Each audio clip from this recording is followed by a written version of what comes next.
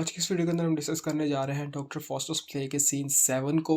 मैंने सबसे पहले स्टार्ट किया था प्रोलॉग, उसके बाद यहाँ पे आ रहा है सीन 7। तो अंदर के जो सीन है ना, पहले तो मैंने सोचा कि वो जो सीन्स है ना, सीन 1 से सीन 6 तक, वो मैं दोबारा करवाऊँ। लेकिन जब मैंने कंपैरिजन किया ना, कंपैरिजन करने के बाद मुझे पता चला कि इनमें डिफरेंस बिल्कुल भी नहीं है। यानी वर्ड्स का डिफरेंस है, लाइंस का डिफरेंस बिल्कुल भी नहीं है, और वो भी किसी किसी जगह पे है। तो इसलिए जब मैं इसको ट्रांसलेट करने में बैठा ना, मैंने सीन 1 जो था वो मतलब प्रिपेयर किया था, उसको मैं एक्सप्लेन करने जब बैठा तो मतलब मेरा दिल नहीं किया दोबारा करने का, क्योंकि मैंने कहा इसको मैंने एक बार किया हुआ है और दोबारा करके वो मज़ा नहीं आया मुझे। और जब मैं सीन 7 पे आया ना, तो ये वो सीन है जहाँ से डिफरेंस जो है ना ए और बी टेक्स्ट का वो स्टार्ट होता है। बी टेक्स्ट का ये जो सीन 7 है ना, ये अगर आप ए टेक्स्ट में देखेंगे ना, तो आपको ये मिलेगा एक्ट 3 के सीन 2 का जो सीन है वो इसके साथ मैच करता है। यानी स्टोरी जो है वो सेम है, थोड़ा बहुत बस डिफरेंस है, कैरेक्टर्स के नेम का डिफरेंस है और वो क्या काम करेंगे वो थोड़ा सा डिफरेंस है।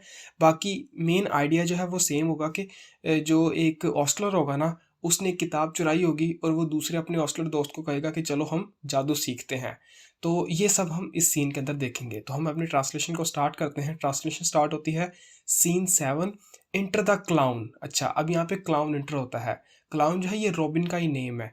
यानी ए टेक्स्ट में यहाँ पे रॉबिन लिखा होगा, यहाँ पे क्लाउन लिखा है बी टेक्स्ट में। तो रॉबिन आता है, उसकी लाइन में कहता है what Dick, look to the horses there till I come again. अच्छा, व्हाट डिक जो है ना, ये एक बुलाने का एक्सप्रेशन है कि यानी डिक कहाँ हो तुम, लुक टू द हॉर्सेस यानी घोड़ों का ध्यान रखो, देयर यहाँ पर, टिल आई कम अगेन यानी जब तक मैं आ नहीं जाता घोड़ों का ध्यान रखो डिक।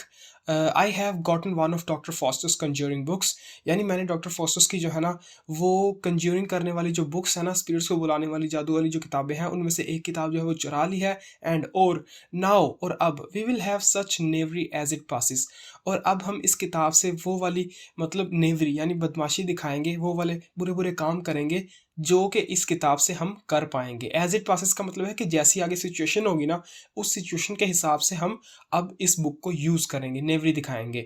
ये यहाँ पे मतलब है। यानी रॉबिन ने यहाँ पे डिक को बुलाया। डिक जो है अभी वहाँ पे सीन में नहीं आया, अब डिक यहाँ पे सीन में आएगा। तो इंटर डिक, तो डिक वहाँ पे आता है और वो डिक जो है उसकी लाइन में कहता है व्हाट रॉबिन, यानी क्या हुआ robin, you must come away, यानी तुम्हें यहाँ पर आना होगा, एंड वॉक द हॉर्सेस, और घोड़ों को वॉक पर लेकर जाना होगा। तो रॉबिन कहता है आई वॉक द हॉर्सेस, यानी मैं घोड़ों को वॉक पर लेकर जाऊं, आई स्कॉन इट, यानी मैं थूकता भी नहीं हूँ इसके ऊपर। मतलब इसका ये है, स्कॉन का मतलब होता है किसी को नीचा दिखाते हुए देखना, उसको ऐसे शो करवाना जैसे वो आपके लिए कुछ भी नहीं है, तो उसको कहते हैं स्कॉन इट, यानी मैं तो थूकता भी नहीं हूँ इस काम पे।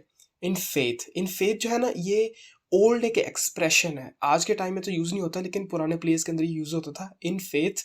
कि इसका मतलब होता है कि जब आपने अपनी बात के अंदर सिंसेरिटी डालनी हो ना, अगले बंदे को दिखाना हो कि हाँ मैं जो कह रहा हूँ मैं उसके साथ सिंसियर भी हूँ, मैं वैसा कर भी सकता हूँ, तब ये चीज़ लगाते थे, इन फेथ। और यहाँ पे ये जो एपोस्ट्रोफी आपको नज़र आ रही है ना, ये कंट्राडिक्शन होती है, जिसके अंदर वर्ड्स होते हैं ना उनको मतलब शॉर्ट फॉर्म में लिखा जाता है। तो यहाँ पे ये इन फेथ है, जिसको फेथ यहाँ पे आपको नज़र आ रहा है, ये एपोस्ट्रोफी का मतलब इन ही है।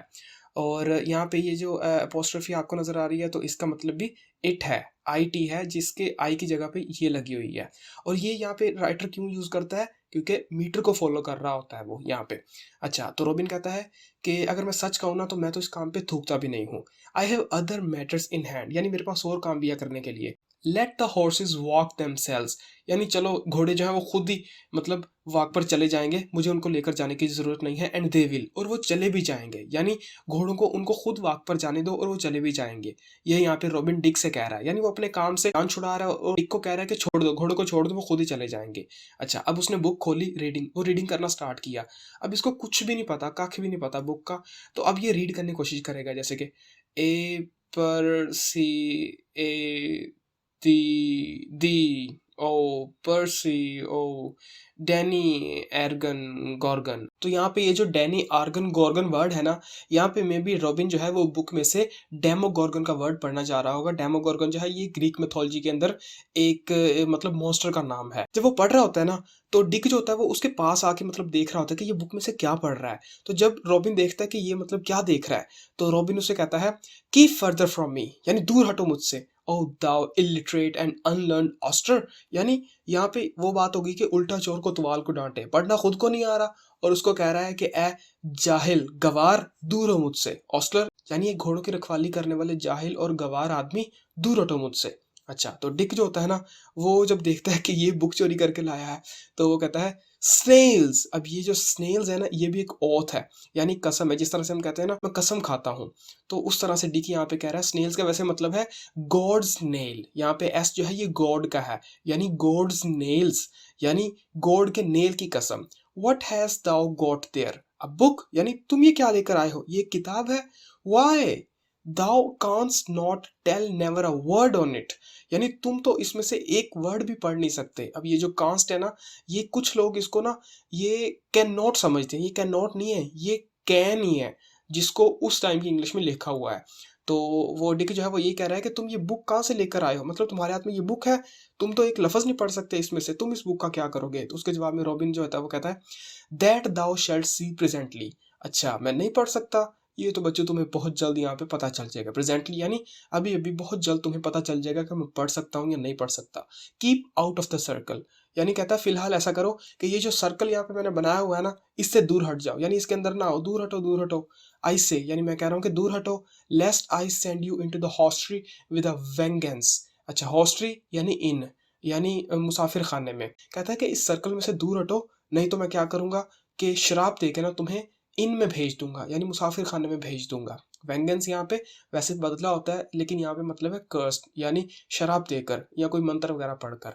तो डिक जो होता है वो कहता है दैट्स लाइक इन फेथ, यानी अच्छा तो तुम ऐसा करोगे मेरे साथ। इसका मतलब ये है दैट्स लाइक जो है ये सार्केस्टिक फॉर्म के अंदर है। You had best leave your foolery, यानी तुम्हें ये अपना पागलपन छोड़ देना चाहिए।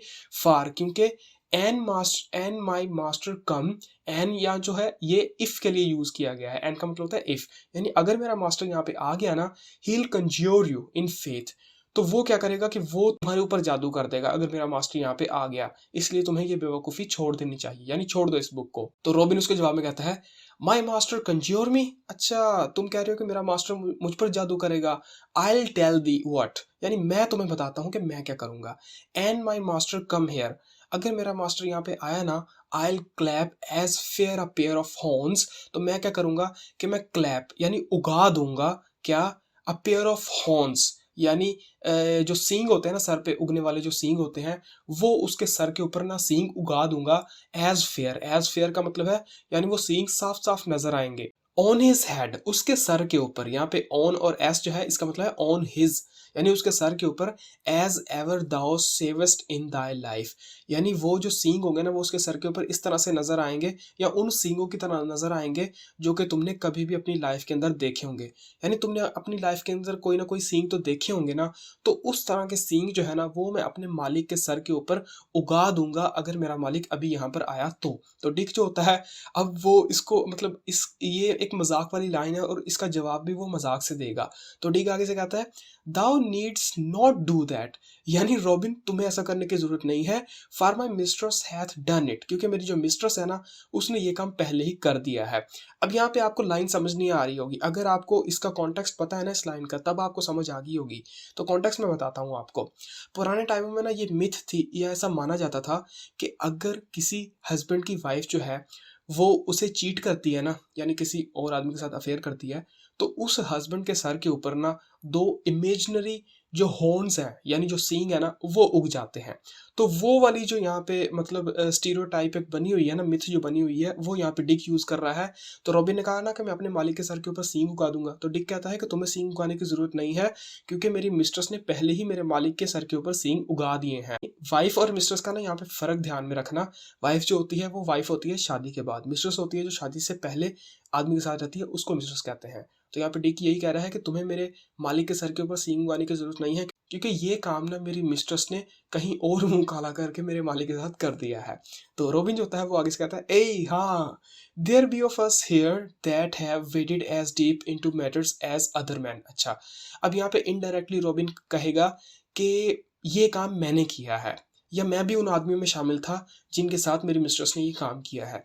तो रोबिन कहता है यानी काफी ऐसे लोग हैं दैट हैव वेटेड, वेडेड का मतलब है इन्वॉल्व्ड, यानी जो कि घुसे हैं, as deep into matters as other man, यानी दूसरे आदमी की तरह, जिस तरह से दूसरे आदमी जो है ना वो इस मैटर के अंदर, इस काम के अंदर घुसे हैं, यहाँ पर और भी ऐसे आदमी हैं जो कि इस काम के अंदर घुसे हैं। यहाँ पे और आदमी को मतलब वो खुद को ही ले रहा है, यानी वो कहना चाह रहा है कि वो आदमी जिनके साथ मेरी मिस्ट्रेस जो है उसने मेरे मालिक को चीट किया है ना, उन आदमियों में मैं भी शामिल हूँ। If they were dispose to talk, यानी अगर उन आदमियों की बात की जाए या अगर उन आदमियों को बात करने का मौका दिया जाए ना, तो वो जो आदमी है ना उन आदमियों में मैं भी शामिल हूँ, यानी मैं भी कहूंगा कि हाँ मैंने भी ये काम किया है।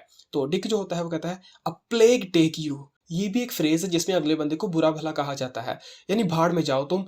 I thought you did not sneak up, यानी मैंने तो सोचा था कि तुम मतलब डिड नॉट स्नीक अप, यानी तुम पीछा नहीं करते, and down after her for nothing, और मेरी जो मिस्ट्रेस है उसके पीछे पीछे तुम बस बिला वजह ही चल रहे थे, मतलब किसी खास मकसद से या किसी रीज़न की वजह से तुम मेरी मिस्ट्रेस के पीछे नहीं चल रहे थे। मैंने तो ये समझा था, यानी मुझे क्या पता था कि ये जो तुम बार बार मेरी मिस्ट्रेस के पीछे जाते हो या बार बार मैं तुम्हें उसके साथ देखता हूँ तो तुम्हारा ये चक्कर था, मुझे तो ये पता ही नहीं था, ये यहाँ पे वो कह रहा है। बट लेकिन आई प्रीति, यानी मैं तुमसे रिक्वेस्ट करता हूँ, टेल मी, मुझे बताओ, in good sadness, good sadness का मतलब है सीरियसली, यानी मुझे सीधा सीधा बताओ रॉबिन के, is that a conjuring book, क्या ये जो तुम्हारे पास है ये जादू वाली किताब है? तो रॉबिन कहता है do but speak what thou wilt have me to do. अब यहाँ पे दाओ और इट जो है ये दाओ विल्ट की कंट्रडिक्शन फॉर्म है।